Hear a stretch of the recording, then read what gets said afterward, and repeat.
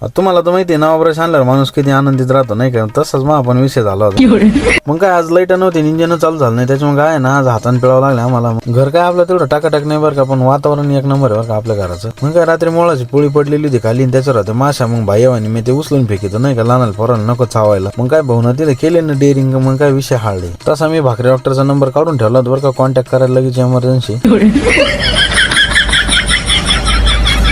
आमच्या विनू दादाला चहा पिऊस तर दम निघा ना भाऊ, ते म्हणे आपल्याला बॉलच खेळायचं म्हणे. मग काय चहा प्यायल्यावर कप वगैरे भाऊन टाकाटाक नेऊन टाकला. मग काय मी त्याला म्हणलं याला खरंच तू बापावर गेला बरं का, म्हणलं विनू विषय नाही तिथं. तेवढ्यात मला आवाज आला, हो पाणी टाकलंय म्हणे आंघोळीला तुम्हाला उडका. मग काय आपण घर साबण आणलेली होती, ती पण 180 रुपये साबण, त्याच्यावरून 3दा खालीवर पाहिली होती मी ती आज.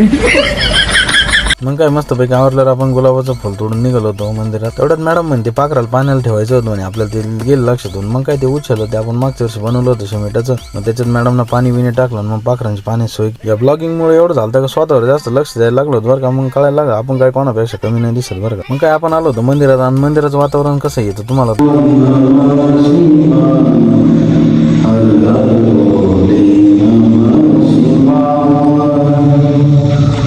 आणि आयुष्यात जर लय पुढे जायचं असेल ना तर दिवसाची सुरुवात फक्त देवदर्शनानं करा नक्कीच. मग काय गावात गेल्या प्रत्येक भाई आलं ते चहा घेऊन खरडी बाटली होती, आणि आपल्या गौतम भाऊ दारुंटी होती. मग काय सगळे चाय पे चर्चा झाली. मग काय ते झाल्यावर म्हणलं थोडं कामाचं नियोजन लावून नाही का, मग स्कूटी घेऊन गेलो आम्ही राहुल भाऊच्या CSC सेंटरवर. मग तिथं काय भाऊन स्वतःचा फोटो वॉलपेपर सेट केलेला होता, बघत बसले होते. मग आपल्याला लॅमिनेशन करून घेतले 2. नाहीतर खरं आहे बरं का, माणसानं स्वतःवर प्रेम करायला शिकायलाच पाहिजे बरं का, त्याशिवाय काही नाही. मग त्याच्यानंतर आपण गेलो होतो दुधाच्या गाडीसोबत, आणि त्याच्यात काय तुमच्या भावाला पहिलीचे 50 कामं राहते. काय नाही, जे काय मित्र भेटले ते चांगलेच भेटले बरं का आतापर्यंत. सगळेच नाही म्हणता यायचे, पण थोडेफार काय ना राजपूत साहेबांनी आपल्यासाठी नुसतं फोनवर स्टॅम्प वगैरे घेऊन ठेवले. त्याच्यानंतर आपण आलो होतो प्लांटर आल्यावर पाहिलं लाईट बिल पडलेलं होतं. म्हणलं आता चला मार्च एंड क्लिअर करावंच लागणार. मग त्याच्यानंतर आपण आलो होतो गंगापूरला चिंतामणी फर्निचर वाल्याकडे नाही का. मग आपल्याला घ्यायचं छोटंसं कूलर, आणि कूलरचे पैसे ना पोरच देणार होते, कारण त्यांना माहिती होतं सध्या चेअरमनचा लय ताण चालू आहे नाही का. येताना आम्ही थांबलो CNG पंपावर. मग काय वाघ लय खुश झालं नाही का CNG भेट. मग काय प्लांटर आलो, पण मोकार वादळ चालू झालं बरं का. म्हणलं आता लय पाऊस होतो गाड्या, म्हणलं मोकार शेतकऱ्याचं नुकसान होतं रे देवा. म्हणलं विजांचा कडकडत पाहून तास वाटत होतं कॅमेरा ठेवून मध्ये पळून जावं.